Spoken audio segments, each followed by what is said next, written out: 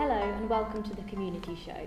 Did you know that 1 in 4 people will experience some form of mental health illness? The stigma around mental health can have a devastating impact on people's lives, leaving many people afraid to come out and be honest. Feelings of shame, hiding and isolation are common. Let's face it, we all have mental health issues, as much as we have physical health issues. We would go to a doctor if we broke our foot, yet if our minds are not working as they should and we become unwell, we hide it. Before we explore this further, let's hear from 13 people aged 18 to 25 on what it's like to live with a mental health problem and what helps them cope in this video by the charity Mind. At first, they did find it quite difficult to come to terms with, but then again, so did I. But over the years, especially now I've got my diagnosis, things have got a lot better, and together we've learnt about it, which has made it a lot easier. Even though they were very reluctant at first, now they're trying to understand and they've been fighting for me ever since. My dad found it hard to take because it was happening in his house right under his nose, and he didn't even realise that I'd been hurting myself all this time. We don't talk about it much, but me and my mum do. I told my mother first, and she told me to keep quiet about it and that it's a stigma to have mental health conditions in our culture. I had to tell my family. I was so scared about it. I thought that they'd be angry with me or that they'd be really upset, and I kind of thought that their reaction would be completely negative, but actually they were really helpful and it wasn't anywhere near as bad as I thought it would be. It's taken years for my friends to understand my mental health problems and what I've been through, and even now it's sometimes difficult to start or have that conversation when I need to. Initially there was shock, and on some of their faces anger because I'd kept this bottled up for so long. Once that initial reaction gone, they couldn't be more supportive for me and did everything they possibly could to make sure that I'd never go back into that place again. When I told my friends, at first they all said they'd be supportive and do what they could, but as it got worse, a few of them said it was too much for them to handle and they left. But I'm thankful for the people that I still do have. They didn't know exactly how to deal with it, but they tried their best. A lot of my friends, not something that bothers them. I do have certain friends which I know I can talk to if I need to, but it's not really something what changes my friendship with my friends.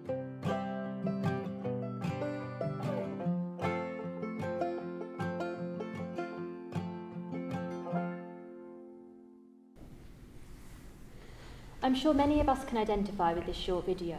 From the royal family with Prince Harry advocating mental health to celebrities such as Lady Gaga, many people are coming forward to bring mental health issues into the limelight. Before we get stuck into this debate, could each member of the panel please introduce yourselves and tell the audience a little bit about what it is that your charities do? Hi, I'm LJ Conradi. My background is clinical psychology and neuropsychology. I'm the managing director of CECON, and we offer private and NHS services to children and adults. Hello, I'm Cheryl Ives. I've been a carer for my daughter for 28 years. She first became ill at the age of 15. I then became a member of Rethink Mental Illness, and I now volunteer with my husband for Rethink Mental Illness, and we run a local care support group. Rethink Mental Illness was started in 1973, and it exists as a charity to help everyone concerned with mental illness to lead a more healthy and better life. Hello, my name's Mark Birkin. I work for a charity called Takeoff. We're based in Canterbury. I'm also a mental health sufferer. Our charity is 100% service user led, whereby people with mental health problems like myself, we help people who have mental health problems themselves. Hello, I'm Chris Court. I'm a counsellor and I'm a director of a community interest company called Community Counselling Service here in Canterbury. We've been in operation for about 10 years in Canterbury, and we see clients who come from all over East Kent.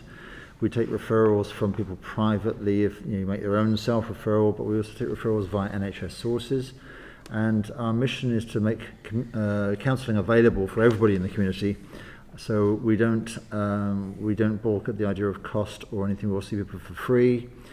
People can make a donation, and we don't limit the amount of sessions that people attend. So we're trying to give people the service that they feel they need. So if somebody needs 6 months, they can do counselling with us for 6 months.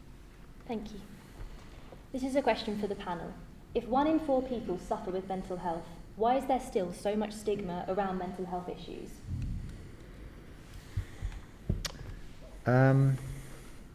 Well, I think my experience is that stigma is getting a lot less. And I think, we have about 500 people a year coming towards us.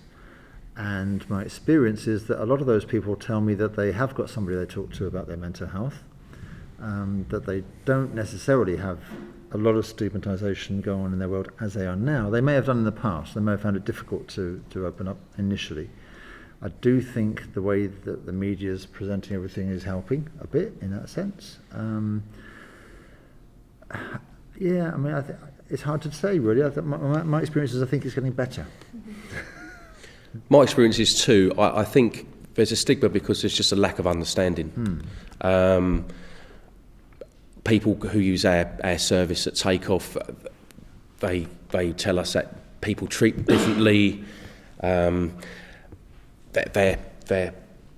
prejudiced with regards to jobs and stuff like that, and that in itself makes you feel a lot worse, and that's one of the things why there's not as much of a stigma now, but there is still a stigma there because people just don't understand it. And with all the media attention it's getting now, I think that will certainly change, hopefully, rather quickly.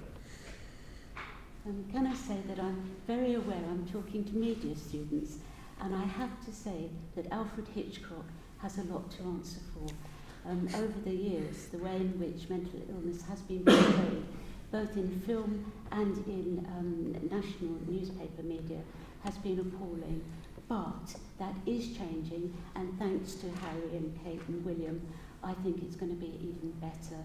And can I just endorse what Mark said about a lack of understanding? When I was younger, and I'm a very old lady now, mental illness was just not talked about. It was pushed under the carpet. Quite often people were sent off to an institution and forgotten about. That has changed, thank goodness. So I think the stigma is becoming less, but there's still a long way to go. And over to you people to make sure that happens.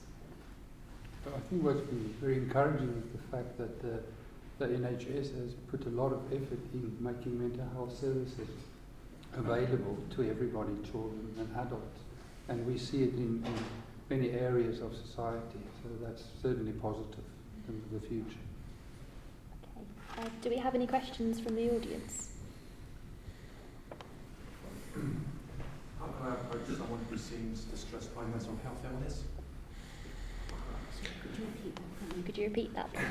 My hearing's not How can I approach someone who seems distressed by mental health illness? I think the first thing that we should not forget as a friend that you see in need is to approach and talk to a friend. I think sometimes when we consider psychological health and well-being, we think we should leave it for the expert. But good friendships can already go a long way and allow people to open up and start the journey to get the proper service and appropriate support. I don't know your name. Icarus. Nicholas. Icarus. Right, Icarus. Icarus, I think so much depends on what the mental health issue is. If it's someone with depression, if it's a friend of yours, and you can readily recognise that, and it's probably, as you say, better if you just listen and talk and be there for that person. But if it's someone with a psychotic, going through a psychotic episode, then it's best not to approach that person unless you really know what you're doing. Because when someone's having a psychotic episode, they may well interpret your friendliness as a threat because you're coming towards them perhaps to help them. So I think it really depends on what the mental illness is. Absolutely agree with that 100%. I think with depression, you just need to let someone know that that you're there for them. You don't want to pressure somebody. It's just, because it can take a long time for someone to recognise themselves they've got an illness.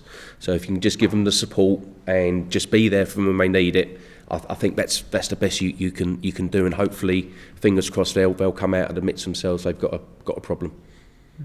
Yeah, I'd agree with all of the things said so far. I think that is a wise thing for Shell to point out, that, yeah, bearing that in mind, but assuming that your question is a more generalised, mental health problem, somebody who's feeling down or anxious, I think listening is a really big thing. I think as a counsellor, I think what I recognise is that we sort of represent somebody who's just there almost as a family member, but not as a family member, i.e. somebody who's going to listen and not judge you or go against you in any way or try to fix anything. And I think that's very much something that we can do for friends and just people we know, just listen and be there. Yeah. What about misdiagnosis? Because if you have mental problems, and I'm speaking from first-hand experience, if you have mental problems and it gets misdiagnosed, that can be much worse. Do you have anything to say on that? I couldn't hear that. Misdiagnosis. So if you get a misdiagnosis, Oh, that's present. Do you do anything to ensure people don't get misdiagnosed? Because if you have mental problems and you're diagnosed with the wrong one, that can make things a lot worse. So that can be quite stressful. So someone who's been misdiagnosed, it can be very, very stressful. What are your opinions and thoughts around that? I would always be careful as a clinical psychologist, and I've been working in adult mental health for 30 years, that diagnosis always should be confirmed by a specialist and not a friend, or if you read the advantages of modern technology and websites, it's very important that we don't self-diagnose or listen to anybody but an expert. So I would strongly suggest, if we think about diagnosis, that we always say, and it's been done by the diagnosis come from a specialist in the area. I think if you are talking about conditions like anxiety or depression, sometimes it's just used as a tool of communication, but even that I think can be dangerous. Because if we think about a condition or a situation where, say, we feel stressed, some people might feel anxious because of feeling stressed, another person might feel down or depressed because of the stress. So I can't agree more that we need to be very careful when we consider diagnosis in mental health. It's extremely difficult to diagnose mental health conditions, as I'm sure you'll agree, because so many have similar symptoms. So it's a little bit difficult, and we have to recognise that. However, if you feel that you have been misdiagnosed, then I think you do need to perhaps either talk to your psychiatrist or your GP or whatever, but there's also something called advocacy. If you feel you need to take someone along with you to help you to make your case, then you can get help. The Kent Advocacy is our local advocacy help, and within that they will have a mental illness specialist. Currently it's Rethink Mental Illness, but one never knows these days, that everything changes so quickly. But it's always helpful to take someone along with you if you're finding it difficult to make yourself understood. Yeah, I completely agree with what's been said there. A lot of mental illnesses have very similar traits, and I think the most important, if you feel you've been misdiagnosed, then go and see a GP or speak to your psychiatrist or psychologist. Yeah, absolutely agree with that too. And counselling is a non-diagnostic position, so we wouldn't be thinking about the diagnosis as our job. Again, as we've heard, diagnosis has to be carried out by somebody, a specialist in their field, and confirmed. And because of the overlap, I think it is very difficult, and I think sometimes that is something that's worth going back with and querying, and hopefully, again, the relationship with the GP is really important. Just to have that gateway back into a mental health diagnosis, so it could be reappraised or whatever. because nobody would want to go down the wrong alleyway, but it is a very difficult field, isn't it? It's got a lot of overlaps, and that's to be taken very seriously. Yeah. There is a lot of research that suggests there is a link between depression and anxiety in relation to excessive use of social media. More and more people are unable to cope with the daily pressures of life without having an online fix. Has technology had a part to play in the rise of mental health issues, and how might it affect young people? What do we think, panel? In my experience, I love social media. I'm on Twitter all the time, and if I'm having, I would say, a slightly manic period of a few days, I have to switch it off because my brain just starts overloading, and it just makes me get into a state of mania, and I can't do it. So I think that can play a very important role in things like this. And my advice is, if you're feeling like that, just switch it off because it sometimes won't do you any favours at all. I think it's quite important what you said, Mark, is that there's a lot of positives in modern media and what's available. But I think our challenge in terms of a lifelong journey is always to work towards balance. And the balance, we're doing a mental health week next week at CECON, and one of the talks is going to be about stress and the biopsychosocial model of health and well-being. And that model stressed the importance of balance between our physical and psychological health, and also managing our environment. So I would really want to support a momentum towards balance between the physical things that is important in our lives, for instance, exercise, eat, sleep, etc. And maybe slightly different, not say we should switch it off, but we should be careful how it can take over our lives. I never used to switch it off, but I just found that worked for me. So, but each to their own. So. Can I say that I used to teach secondary school age, and there was quite a bit of bullying in schools, and it was reasonably easy to deal with, reasonably. But I do find now that there are so many more difficulties with the cyberbullying that's going on, and that worries me intensely, because so often the person, and you will know better than I, but the person who's being bullied will actually go very much in on themselves and not say until it's far too late what is happening. As a teacher, I could quite often see what was going on, but I cannot see what's going on with people in front of their computers in their bedrooms, and that really does worry me, and I think it's got to be addressed, and hopefully that we've heard about it recently, haven't we, that something is going to happen about that. And I do think it's the responsibility of the media that actually put out the Facebook and Twitter and so on. I really do. Yeah, I think something I think about quite a lot is relationships in our work, and we often hear this, don't we, in our mental health, and what we've already touched upon is find someone to listen to, find someone to go and be with.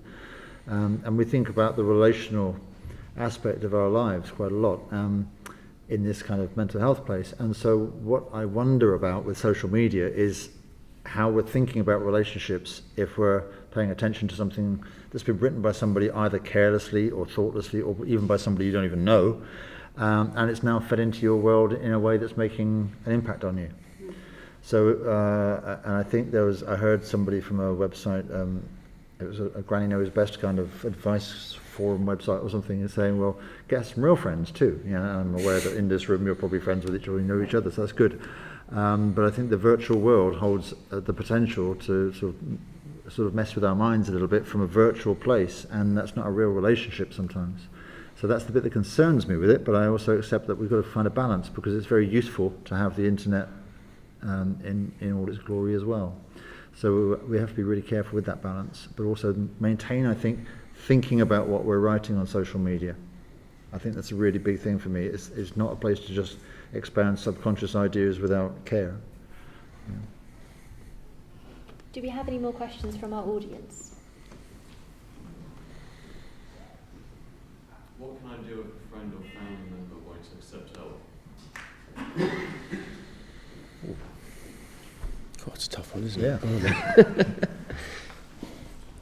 I mean, you can perhaps speak to her or his or her GP, explain the problem. You could contact a local charity, but in my experience, I think that the person has to accept themselves they got a problem before they'll do anything about it, and perhaps say just being there for them and perhaps trying to bring them round to your way of thinking.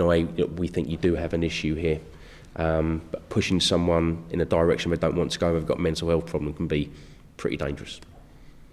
I think also think about the definition of help in your question, which is what you perceive to be helpful might not be the thing that the person that you're thinking of needs or wants. And I think this is why just being there and listening, because I think maybe that's what you're kind of saying, Mark, is that the very thing that you're trying to get them to do or move towards might be the very thing that's scaring them to bits or something. So maybe there's something about talking about help rather than trying to provide help or push towards help. And assuming that the person in your question is an adult, of course, they retain autonomy, unless they've lost capacity, which is another assessment altogether. So I think it's about listening and finding out what help means to that person initially, but it is difficult if they won't do it. Yeah. I also think that we shouldn't underestimate the value of not necessarily talking, but just being with that person and being on a short journey or spending time where you can do neutral activities depending on the person's energy level and how they are. Instead of talk, doing things might be very valuable. That eventually help them maybe to get insight into the need to get help.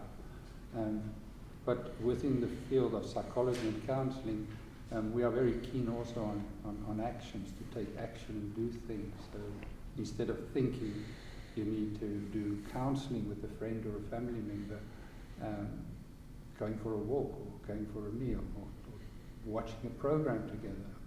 That in itself can be very valuable to get that person the initiative to move things forward. I think that with the best will in the world, you can do everything to try to help your friend, and I endorse everything that's been said, but there comes a point when you realise that that person is becoming very ill indeed. Get some help. Find someone you trust and tell them. You must tell someone. It might be your tutor or whatever, but when it gets to that stage, you really do need to seek help for your friend. They may not thank you for it immediately, but later on I think they will. Does anybody else have a question? Do you think the government should help fund mental illness more? As a psychologist, I will always say yes. I think we were talking earlier about the percentage of people with mental health difficulties, and I'm particularly keen on investment where it focuses on prevention. Not that we can prevent all mental health problems, but I think there can be many initiatives also in industry, large companies to support good psychological health and well-being within the workforce. So I think all the initiatives from the government that can support organizations, employers to support mental health, as they've been supporting physical health difficulties. We know that in the workplace now, stress and work days lost is now outnumbered back problems. Back problems used to be the number one reason for people being off sick, and mental health difficulties, stress, relatively mild to moderate mental health difficulties will now be the number one reason for people.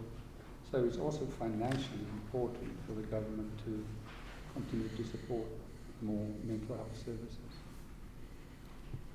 I don't think anybody's going to say no to this question. And I would say yes, yes, yes, but I've been in this situation now for a lot of years, and I've seen governments come and go, and I've heard promises to fund better over the years, and it's happening now.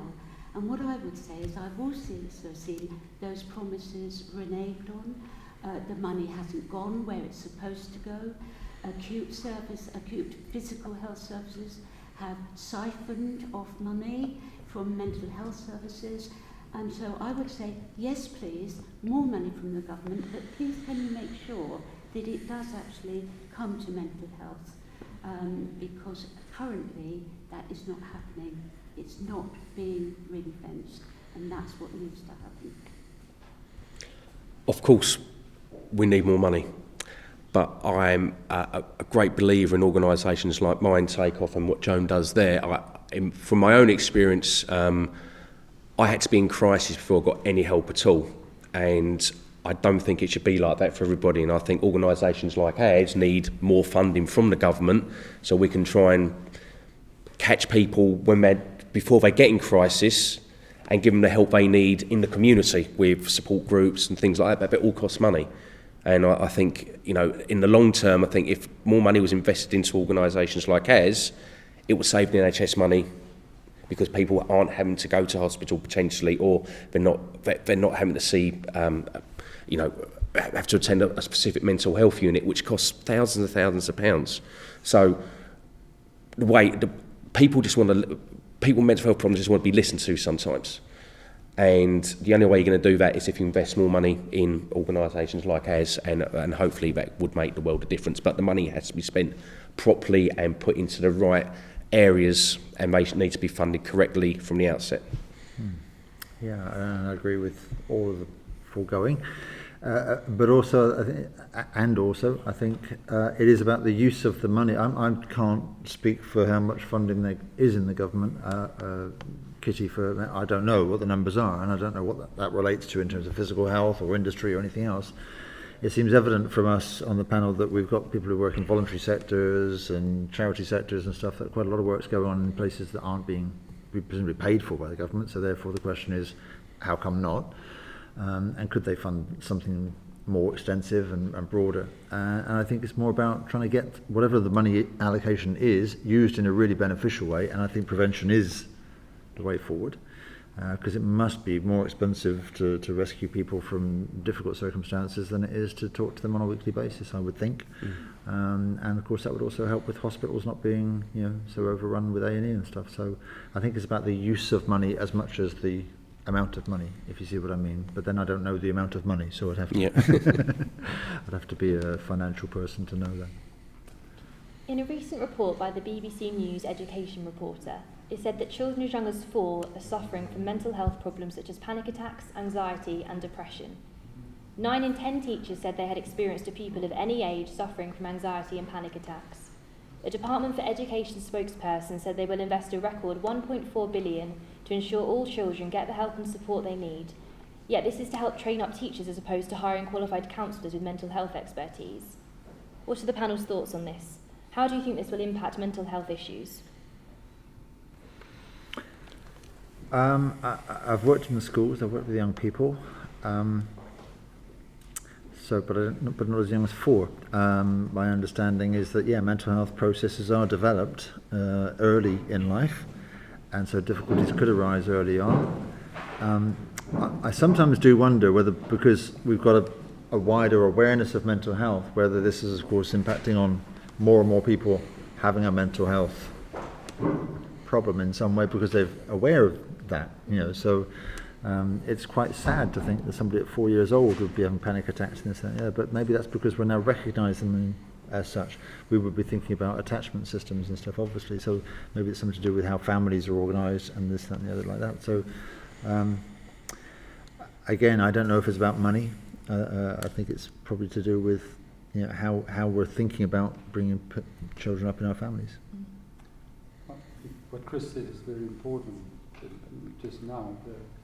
I think the investment in terms of children early on, if we think about schools and teachers, we need to think about the support of parents, because the task in terms of parenting is very significant and very challenging, and I think all parents can do sometimes with, or I will say often, with some help in considering the various challenges that their young children face. So yes, it's very positive, but I would also like to see some momentum towards supporting parents within that framework of school and education. I think that the phrase I would like here is let children be children. I think they're under so much pressure now from a very young age to have the most up-to-date trainers and all the other stuff that advertising throws at them. Body image seems to be more and more important, even as young as 5 or 6. Exams, SATs, all the other extra things now where they have anxiety much younger than certainly when my children were smaller. So I think, can children please stay children for longer without all these pressures to be adult too soon? Absolutely agree. I've got 2 children at school. My son is currently awaiting counselling for a bereavement. The school are unable to deal with it, so need to outsource it to another organisation, and that's taking time. So if money is spent on training the teachers at the school to be able to deal with his issues, I think that's a great idea, but it needs to happen sooner rather than later.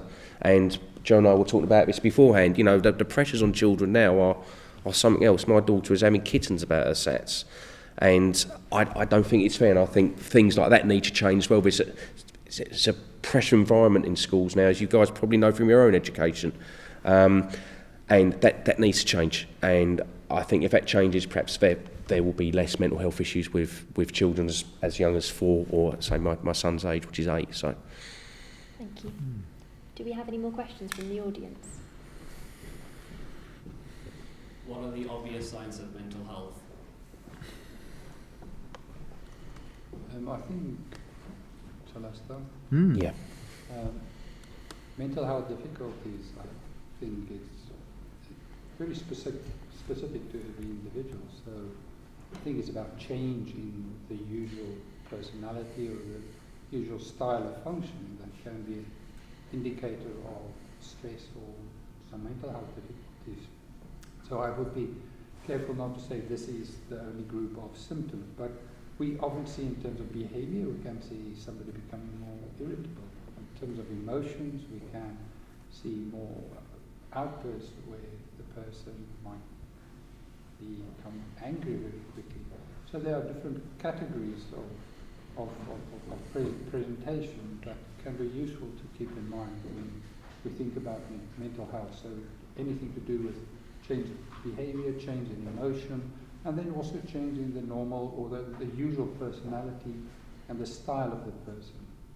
So if the person used to be quite laissez-faire, laid back, and they become all of a sudden quite obsessed to get things done. So that changes in the person's behavior that can often be the sign of some mental health difficulties. But we also don't have to see it. It's not always, often it's not overt, you can't see it. The person might just become more quiet, or they might avoid, there's less contact with the family compared to before. Is the friend might go quiet and you don't hear from the friend. So there's no list to tick, and then the person will have necessary problems. But some thoughts to keep in mind. Okay.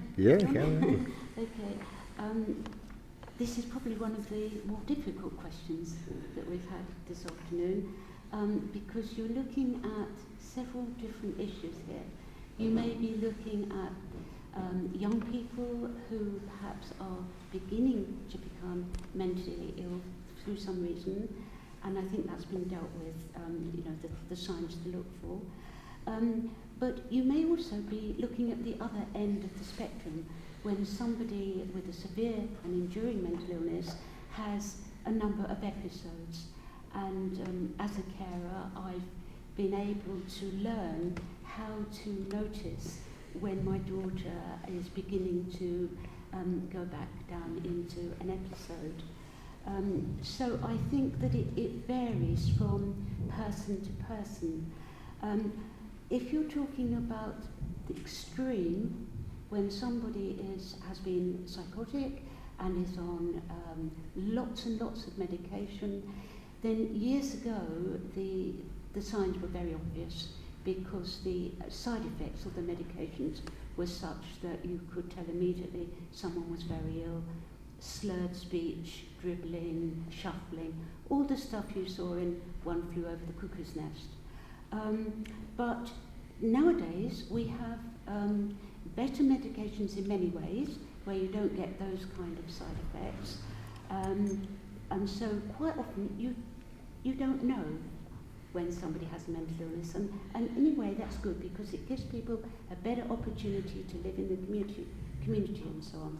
But this does bring me, and we may have a medication question later, but it does bring me onto one of the worst side effects, and that's weight gain from some of the antipsychotic medications.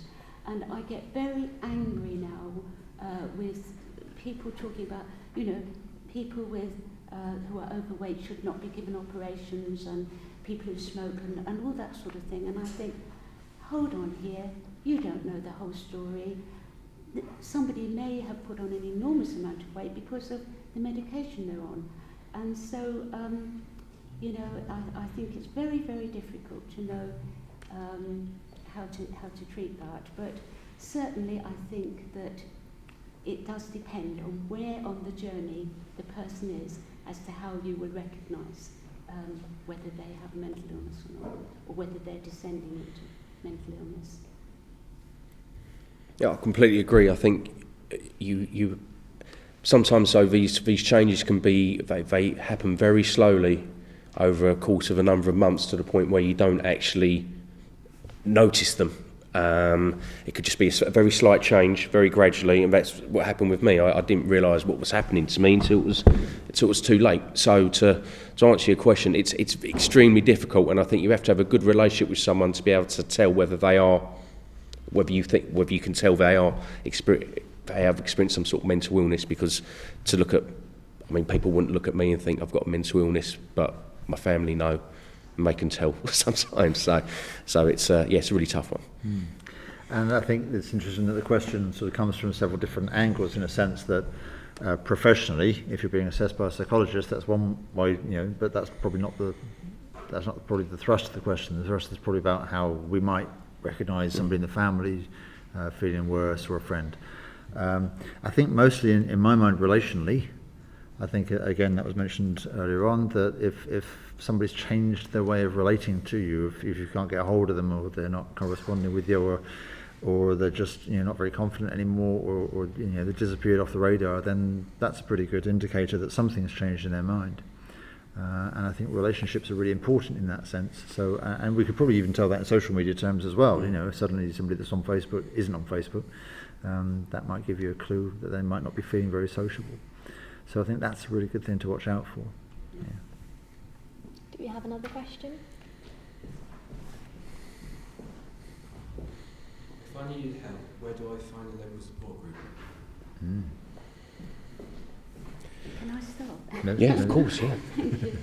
I am a local support group, so I feel able to answer this. But my particular Rethink Mental Illness group is a carer support group, but there are other support groups out there for people with experiencing mental ill health. You can Google. We run a telephone helpline, and we recently had a phone call from Alaska. And we thought, wow. And that person had Googled support in this area because her parents were living in Thanet. And so that was amazing. I think that's the furthest one that we send our newsletter to. You can go to the Live It Well website, which is a Kent website, and they have indications of where to find support. The Kent and Medway Partnership Trust website will also tell you where support groups are. And then, of course, you've got all these good people here who are going to tell you about their support. But I would say Google is probably one of the most powerful ones for us. I completely agree. We're we're based on Military Road here in Canterbury.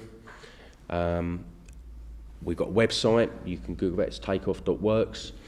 Like Joan said, there's lots of, you can go onto the NHS websites, Mind, etc. But, you can make it very, there's lots of support out there if you know where to look for it. And like I say, I think Google is the best place to do it.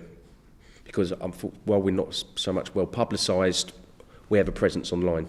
And I think that's probably the best thing you can do. And in that sense, whilst we talk about social media and the internet, it's never been easier or better, has it, to find out information about stuff? And happily, we are all online somewhere, so that's good.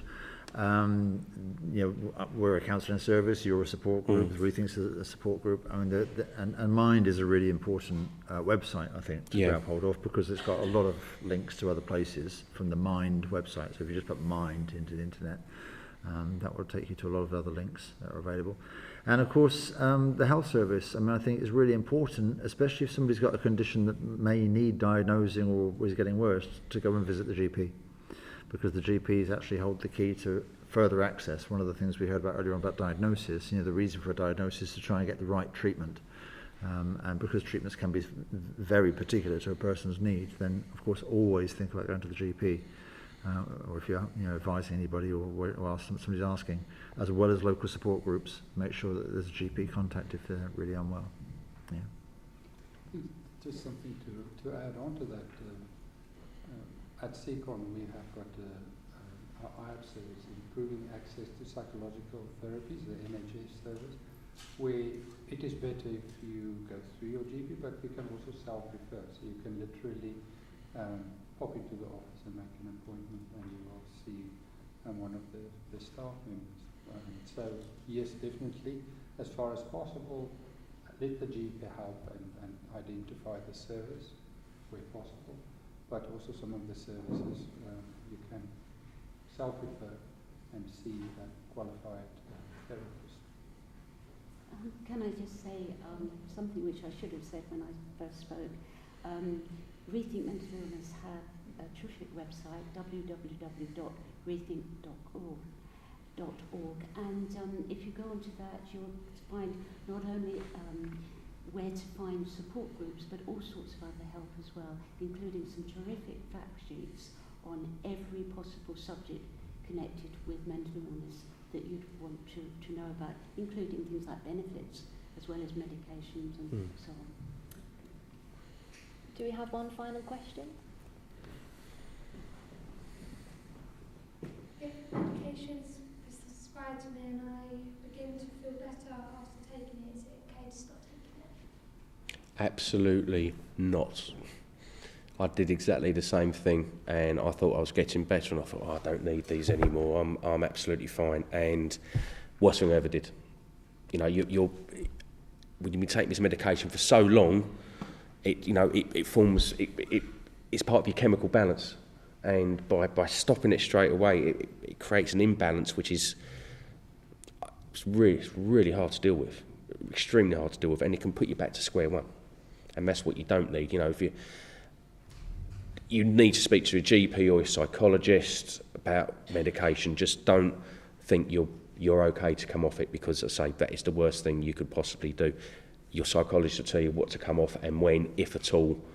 But if they do advise you to come off these things, it's very, very gradual as well. It's not like, 1 minute you're taking this and then you're taking nothing, because it's just a dangerous path. Absolutely. And the way I often see the job that we're all involved in, because all of us on the panel here are involved with different elements of mental health care and support, from the GP end of it, the NHS end of it, the IAPT end of it, down to support groups. They're all really valuable supports, and the way I see it is, when we're struggling with our mental health, and probably any health, I always think of it like a sort of boat in dry dock, and the more supports we've got around the boat, the more stable it is, and we can do more work on it without falling over.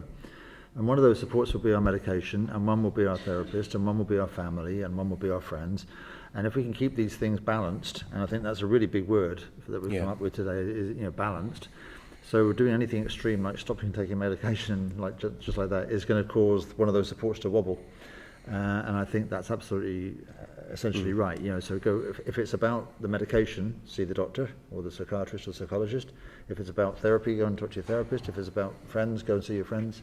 And keep all those supports in place and take the recommendations and do the work with the right person at the right time, I think is really important. I think the particular challenge sometimes if there's a side effect that people stop. Yeah, the wrong meds or something. Yeah. That's so important and not taking it in your own hands, but go back to the person that prescribed the medication, because there are different types of antidepressants and anti-anxiety medication, and sometimes it might need a first, second, or a third change before you find the ones that work for you. So I think that is one issue. The other issue I think that often contributed to people stopping medication is the fear that they will need this for the rest of their lives, and it's something again to work through with your psychologist, GP, to think why is it that people are keen to stop. If it is an important crutch, if it's an important support for the moment in time, it might be a year, 6 months, or 5 years, or 10 years, but if that allows you to continue to enjoy a good quality of life and be able to engage in activities in the way you'd like to, do not change it without the guidance of an expert. And I would say absolutely, never suddenly stop taking medication without the knowledge of your psychiatrist or your psychologist or whoever your GP. It can have absolutely severe adverse effects to suddenly stop something. We've seen so many people, so many service users who have been doing really well and then think, oh, I don't need this anymore, I'm fine now, and have suddenly stopped. If you feel that, then by talking to the right people, they will help you to come down gradually off your medication if that is appropriate. Rethink has advocated for many years that people should not be on huge amounts of medication that they don't need. So we're not saying if you're on a huge amount because it's perhaps at the height of your illness, we're not saying that you don't need that medication, but what we are saying is work with your professional and see if you can gradually bring it down to the level that keeps you well. And as for the business about will I have to take this for the rest of my life, well, if I had a heart complaint or diabetes or any of the other physical illnesses which require medication for the rest of my life to keep me well and functioning, then I would take them. And I don't see any difference with mental illness. But the secret is, or the main thing is not a secret, to get it to the level which keeps you well. Have we got any more questions? You talked a lot, it'd be loud. You talked a lot about symptoms, great. You as well mentioned some prevention, great. And a little bit about causes, which you mentioned media, which you now support because we are media, and it's part of our difference. But I'll give you an example of what I want to do. For example, medicine, you discover that if you work with asbestos, you will get a lung cancer. So we know the cause, so we jump there and immediately stop and make it, like a health and safety issue. But if you work with it, you have to have a special, protection and so on and so on. What is the cause of something which is alarmingly high nowadays? If you're talking about 1 in 4, having a mental health issue, that's seriously alarming. Because if we went in the Middle Ages in Canterbury and they were sitting here talking about the same thing, it wouldn't be 1 in 4. Now, what's the cause? You know very well what is the cause. It's Donald Duck. What I mean, we grew up with Donald Duck. And a Donald Duck is pretty dysfunctional character. He's the man with no family. He has 4 nephews. We don't know who they are. They are pretty naughty and dysfunctional. He can't deal with it. He has a girlfriend who's not with him. She's gone nowhere. Mickey is pretty much lonely as well, not living with Minnie, who is what she is. And I wouldn't mention other characters which are all the same. This is the story we grew up with. So maybe Disney was giving us a message, but actually our parents are, entertaining us with this message. Now we become Dominic. Totally. And not just this, we're happily giving our children at the age of 4 to strangers. To strangers who are overworked, stressed, often bullied, underpaid to deal with them.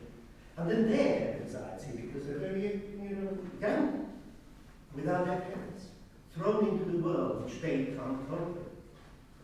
We are fond of it. We will immediately say, oh, you have an issue, here is the tablet.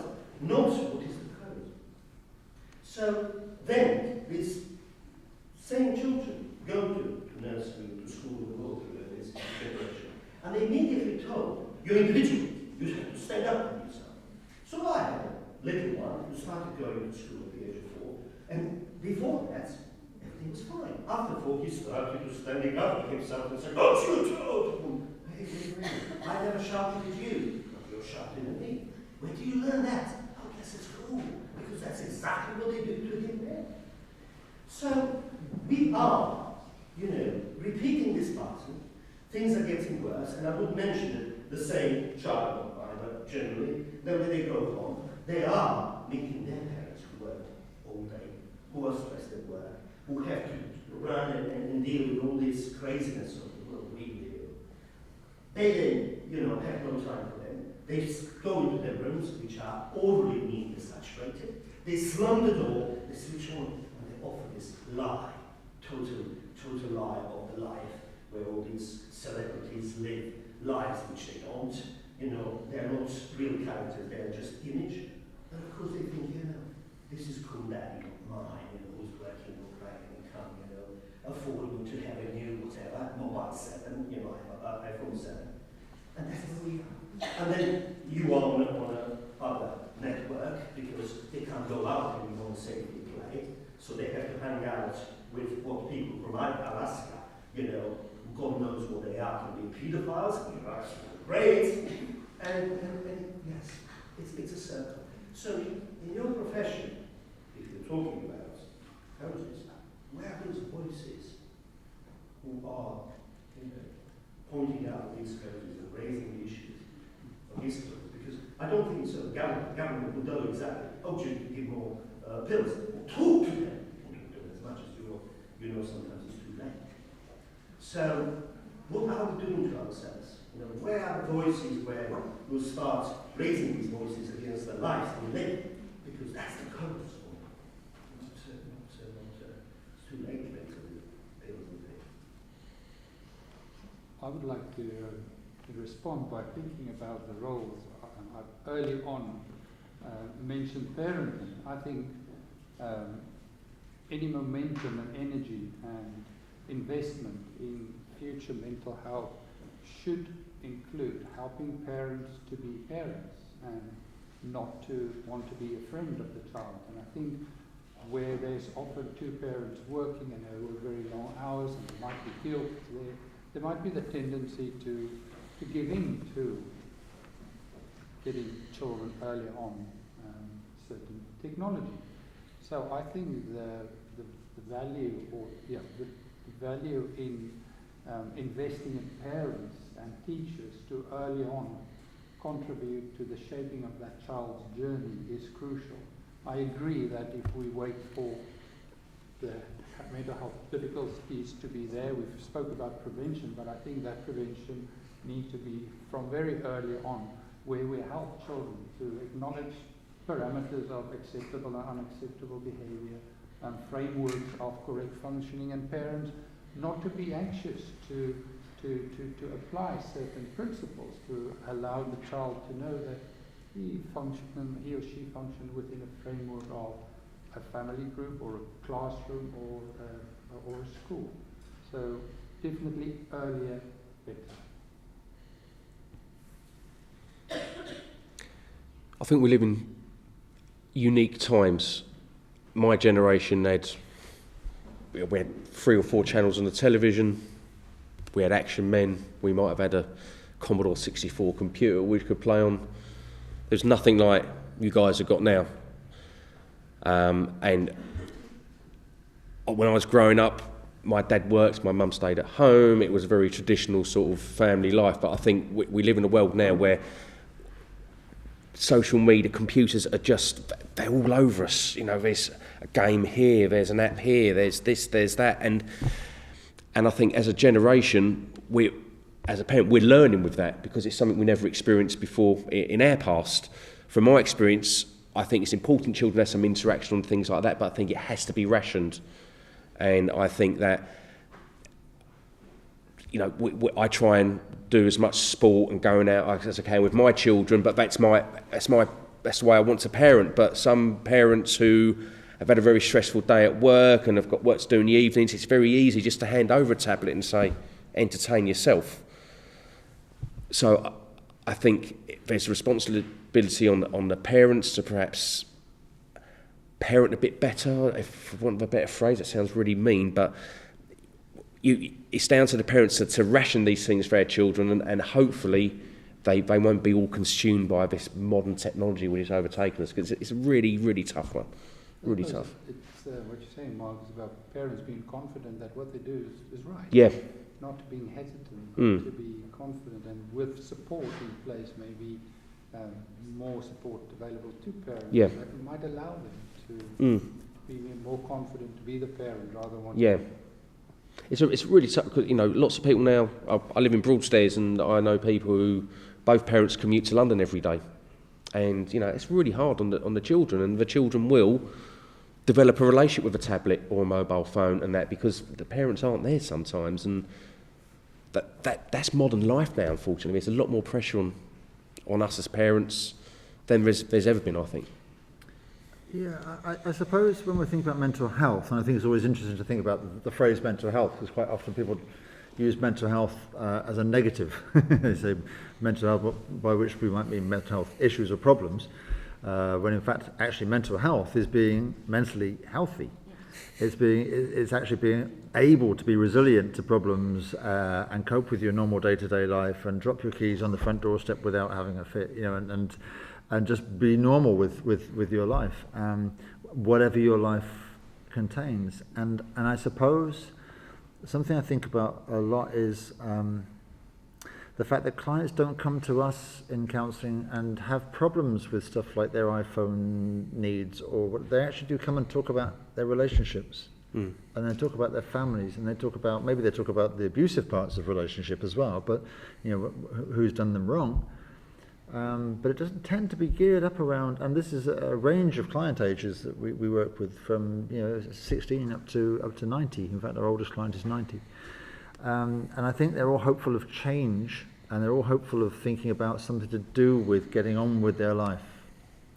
And I think whether it involves tablets and iPhones, or helpers in care or in nursery care for children, or it involves talking to our neighbours and having a nice cup of tea, these things are all part of a life. I'm not sure I'd like to think about the cause of mental health as being one particular Walt Disney or Russian or Japanese or South African or whatever, or English indeed. Because I think also you've got to think back that, I mean, I was born 15 years after World War II, and I think times were tough for the people that brought me up when they were kids. And we've got to remember also there's a context here. We were all brought up by people that were brought up by people. So what have we learned from these people? So I think resilience was obviously there then, and I don't think we had a lot of stuff in our background as kids, and yet somehow or another lots of us have managed through a fight, because quite often we've had to fight for resilience, as you point out, and I've also been a user of services too, to grow some resilience and to find some, I suppose, non-extreme normality in the middle of difficulty. And I think that's what I am aiming at when I think about mental health. And I'm not necessarily thinking about the cause as being just modern life, because I think 1945 was modern when it was 1945, and I think that was a difficult year too.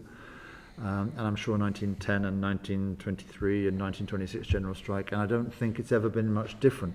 I do query the Middle Ages, where I think, you know, we're a different bunch of problems. I think sitting in a bar in Canterbury in the Middle Ages was probably quite a dangerous place to be as well. Mental health or otherwise. I think we've been exposed to a great uprising in an acceptance and awareness of mental health problems, and I think that's good. And I don't experience that people come to me talking about the difficulty they have because of necessarily their phones and their media and their cartoons and their films. I do think these things are all involved in our lives, and I think what people are really looking for is some mutuality and some relational understanding. And I think that's still present, and I'm very optimistic that we can work with that. And I would like to say that you've talked a lot about parents, and as a parent myself, I have had a variety of emotions over the 28 years. Guilt, anger, why us, all those other things. Was it something I did wrong when they were 4? My other daughter has bipolar, so I have 2 children with mental ill health. And I've questioned everything I did. And I've been questioned by professionals about my husband and I, this, that and the other, and have been made to feel guilty. But all I have done is loved my children to the best of my ability. And I've brought them up, my husband and I have brought them up to the best of our ability. And yes, while there is the responsibility on parents, and responsibility on teachers, and responsibility on the media, and responsibility on social networks, and all the other things, it's much more complex than one single thing that causes mental illness. We haven't spoken about hereditary factors. Now, before our younger daughter got ill, we hadn't really understood anything about mental illness. But once she had a diagnosis, which is schizoaffective disorder, we started reading, and we looked up and researched and so on. And we also researched our family background. And we found that on both sides, we had had someone in the family who had had mental ill health. And we hadn't known that. Now, would we have done anything different? I don't think so. We love our girls totally and wouldn't be without them. However, it does make you think about, should there be a lot more research into mental ill health? And I think that's where some of the money ought to go, into research, because I don't think it's any one problem. I think it's much more complex than that. Yeah, and if I just add into that, I think we didn't really start, if your question was about causes, I don't think we really started really from a sort of scientific place of thinking about genetics, biology, environment. If we think about all of those things, then yes, of course complex, because we just wouldn't know. But I also wonder about the importance of cause sometimes compared to the importance of coping. It might be fantastic to work out what the cause was, but if you still can't cope with life, we're no further ahead. So I think there's something really to think about in our jobs about how do we cope with things, because I think there's a cause for broken legs, but you can't stop kids going on trampolines, so and horses and rugby. So we've got to think about how we grow resilience and deal with things. On that note, we have come to the end of our debate. I hope it has given you some food for thought. A special thanks to our panel, our audience, and also a big thank you to you for watching.